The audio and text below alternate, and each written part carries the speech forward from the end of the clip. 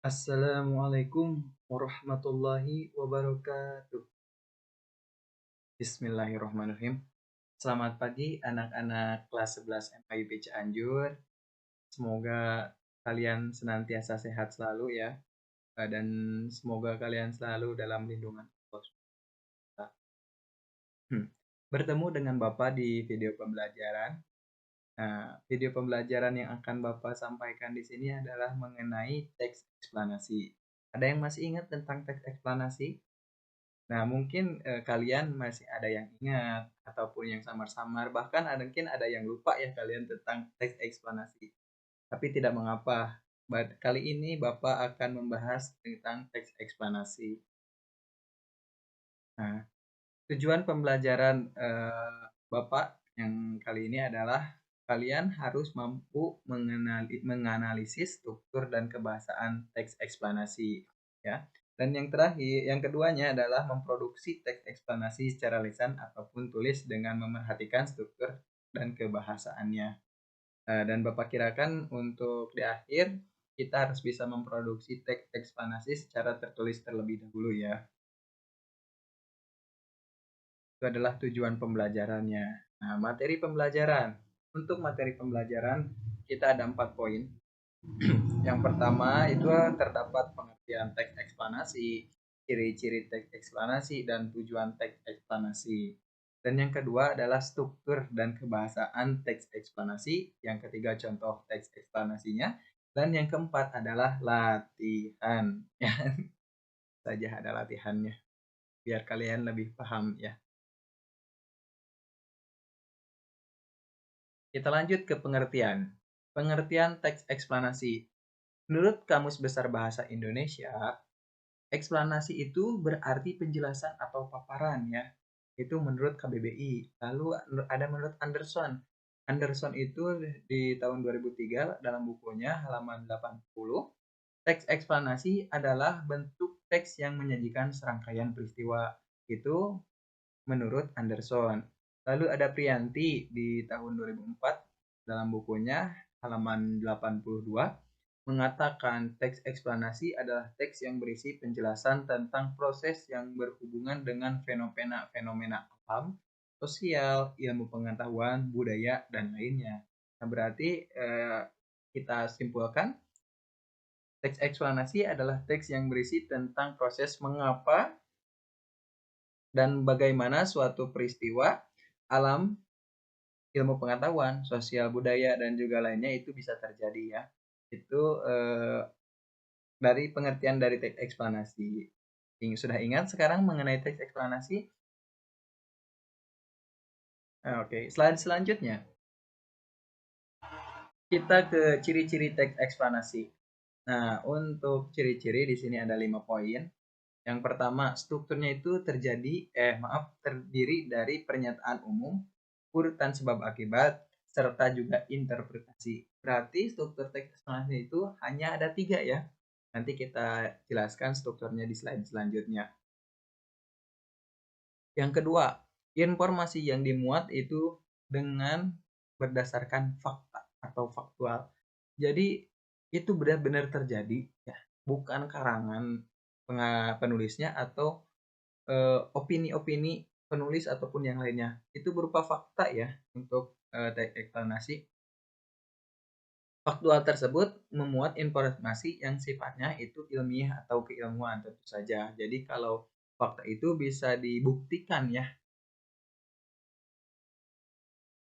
Yang ke selanjutnya, sifatnya itu informatif. Jadi sifat dari teks eksplanasi itu hanya memberikan informasi, tidak berusaha untuk memberikan atau mempengaruhi pembaca agar bisa percaya terhadap hal yang dibahas. Jadi hanya memberikan informasi itu untuk ciri-ciri teks eksplanasi terhadap sifatnya ya. Hanya memberikan informasi atau informatif. Lalu yang terakhir memiliki atau menggunakan sequence markers. Itu contohnya bisa pertama, kedua, ketiga, dan sebagainya ya. Itu adalah ciri-ciri dari teks eksplanasi. Nah, tujuan teks eksplanasi yaitu satu, menjelaskan fenomena yang terjadi. Dan kedua, menjelaskan sebab akibat suatu peristiwa. Iya. Tuh. Jadi dalam teks eksplanasi ini, kalian harus menjelaskan ya, untuk tujuannya itu, peristiwa itu bagaimana bisa terjadi. Contohnya, awan ya. Pembentukan awan itu seperti apa. Lalu kalau judulnya pelangi, berarti menjelaskan fenomena pelangi tersebut. Lalu sebab akibat pelangi itu ada itu bagaimana. Nah, itu dipaparkan dalam sebuah teks eksplanasi. Nah, tadi kan kita sudah mengetahui ternyata strukturnya itu ada 3. Nah, kini di slide sekarang kita akan membahas tentang struktur teks eksplanasi. Yang pertama pembuka, yang kedua isi, dan yang ketiga penutup. Kenapa ini kok berbeda sama yang tadi ya? Nah, kita jelaskan. Pembuka di sini yaitu di dalamnya terdapat identifikasi fenomena dan juga penjelasan umum. Nah, ini biasanya terdapat pada awal paragraf ya, di mana awal paragraf itu terdapatnya penjelasan umum atau identifikasi fenomena. Ya. Lalu yang kedua, nah kedua ini adalah isi atau dalamannya teks eksplanasi, isinya teks eksplanasi. Nah, di sini dalam isinya teks eksplanasi itu ada uraian penjelasan. Nah, di sini itu biasanya dibahas proses kejadian itu terjadi, sebab akibat itu terjadi, peristiwa itu terjadi. Nah, dibahasnya itu di bagian isi ya. Itu untuk struktur teks eksplanasi mengenai isi. Lalu yang terakhir ada penutup. Nah, untuk penutup biasanya itu adalah simpulan interpretasi atau ulasan dari bab 1 pembukaan sama isi ya. Itu. Sampai sini ada yang mau ditanyakan terlebih dahulu. Kalau ada yang mau ditanyakan, silahkan kalian untuk berkomentar ataupun nanti ketika kita bertatap muka di kelas ya. Nah, coba kalian perhatikan teks eksplanasi ini. Nah, di sini ada teks eksplanasi yang berjudul banjir. Nah, kalian bisa baca terlebih dahulu. Kalau mau di skip, silahkan skip dulu, di pause dulu videonya agar kalian bisa membaca dengan tenang ya. Tetapi Bapak akan langsung saja ke slide selanjutnya karena kita bisa baca sama-sama nanti kalau di videonya diputar takutnya lama. Lanjut ya ke slide selanjutnya. Nah, di sini ada penjelasan struktur tentang teks eksplanasi yang ini. Oke, kita buka ya. Di sini ada pembuka. Nah, pembuka tadi struktur yang pertama kan. Nah, pembuka di sini di dalam teks eksplanasi berjudul banjir itu terdapat pada paragraf pertama. Kita buktikan. Paragraf pertama itu adalah mengidentifikasi fenomena ataupun pernyataan umum dulu ya. Nah, di sini kita baca. Mendengar kata banjir memang sudah tidak asing lagi terdengar di telinga. Banjir adalah, nah di sini ada identifikasi fenomena. Nah, banjir adalah fenomena alam yang bersumber dari curah hujan dan intensitas tinggi. Ini termasuk ke dalam apa namanya? Identifikasi fenomena. Ya. Jadi untuk di yang struktur yang tadi ternyata benar ya. Identifikasinya pernyataan umum itu terdapat pada paragraf pertama. Loh, pernyataan umum terdapat pada paragraf pertama, kamu dapat memahami fenomena banjir terjadi akibat alam ataupun perbuatan manusia. Dan tadi pengertian banjir pun ada di sana. Jadi itu bisa menjadi sudah terbukti penjelasan strukturnya itu pembuka ya. Lalu yang kedua, isi. Nah, pernyataan umum tersebut didukung oleh beberapa fakta. Yang ini pernyataan umum itu yang tadi ya paragraf 1. Nah,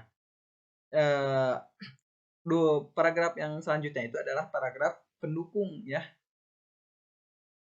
yang menjadikan didukung oleh beberapa fakta yang menjadikan penyebab banjir di paragraf 2 sampai 4.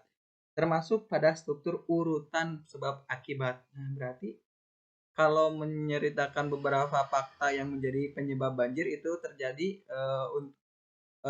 termasuk ke dalam urutan sebab akibat ya.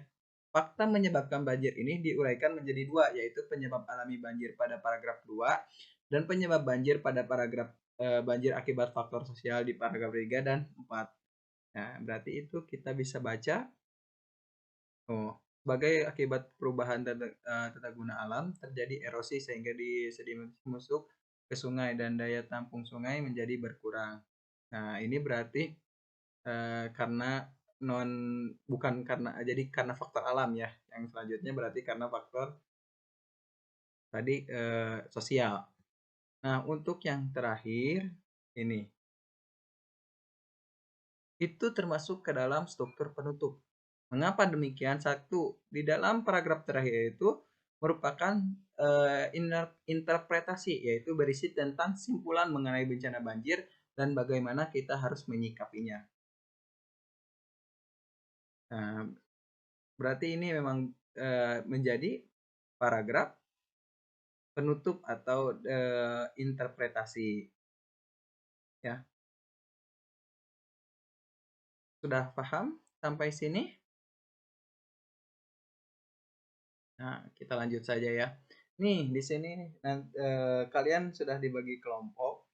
Nanti silahkan kalian kerjakan tugas kelompok ini bersama, diskusikan sama teman kelompok kalian. Cermatilah teks eksplanasi yang Bapak berikan nanti di kelas ya. Karena pada kita bisa langsung mengerjakannya bareng-barengan. Diskusikan, nanti tugasnya dikumpulkan pada hari itu juga ya. Nanti bersama-sama di kelas. Oke, lanjut kita ke kaidah kebahasan teks eksplanasi. Untuk kebahasaan teks eksplanasi, unsur kebahasaannya terdapat 5 ya. Yang pertama istilah, yang kedua verba material, yang ketiga verba rasional, yang keempat ada konjungsi, dan yang kelima ada justifikasi atau pembenaran yang dijelaskan dari yang dijelaskan. Nah, istilah. Kita mulai ke istilah dulu ya. Istilah di sini yang dimaksud istilah itu menggunakan istilah ilmiah. Ya. Menggunakan istilah ilmiah. Istilah ilmiah itu seperti apa? Kita cek di teks eksplanasi yang tadi di banjir. Mana tadi banjir? Nah, kita cari. Nah, erosi. Erosi itu kan sedimentasi. Nah, itu adalah kalimat atau kata yang berupa istilah yang harus kalau kita tidak banyak orang yang mengetahui artinya erosi ini. Sedimentasi ini kita tidak ada banyak orang yang tidak tahu tentang arti dari sedimentasi ini. Maka dalam untuk mencari makna ini kita bisa membuka kamus ya. Ini yang dimaksud dengan istilah ya. Istilah ilmiah seperti ini. Ada lagi, nah, ada fisiografi, ada geofisik, berarti itu termasuk ke dalam istilah drainase tuh. Ini banyak ya. Itu adalah unsur kebahasaannya. Sedimentasi yang tadi ada menjadi berkurang. Ya, nanti pasti banyak untuk dalam penggunaan kata ilmiah itu di dalam teks eksplanasi. Oke, lanjut lagi ke yang tadi. Nah, lalu ada verba material. Verba material di sini yaitu verba itu tahu apa namanya itu? Verba itu adalah kata kerja ya. Kata kerja. Jangan sampai lupa. Verba yang menunjukkan perbuatan fisik atau peristiwa. Jadi kata kerja yang menunjukkan perbuatan fisik atau peristiwa. Contoh di sini adalah menangani, ada juga membantu, menolong, memberi, dan yang lainnya. Itu adalah contoh dari kata kerja material. Ini hanya contohnya saja. Kalian bisa nanti dilihat di banjir yang tadi, teks eksplanasi banjir, untuk melihat verba material yang ada di sana. Lalu ada yang ketiga ada verba relasional ya. Verba relasional ini yaitu kata kerja yang menyatakan hubungan ya.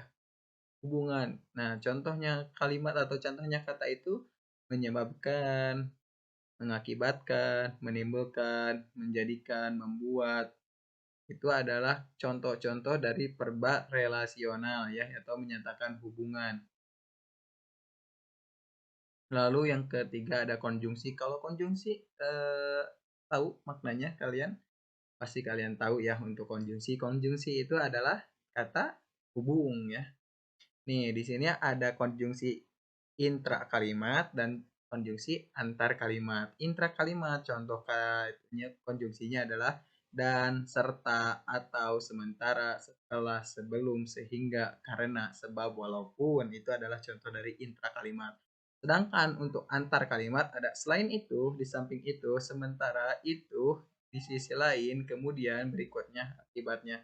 Antar kalimat itu biasanya di akhir ditandai dengan titik terlebih dahulu, setelah baru ada kata selain itu, misalkan contohnya apa ya, banjir mengakibatkan eh, tanaman tanaman yang ada di sawah rusak. Titik. Selain itu juga banjir mengakibatkan ternak mati, bisa kan seperti itu. Nah, itu adalah contoh konjungsi antar kalimat ya. Lalu justifikasi. Nah, justifikasi ini adalah pembenaran dari yang dijelaskan. Jadi ada pembenarannya, dijelaskan ya, dari apa yang dijelaskan, itu dari apa yang ada di dalam teks eksplanasi. Ya. Itu adalah tentang kaidah kebahasaan teks eksplanasi.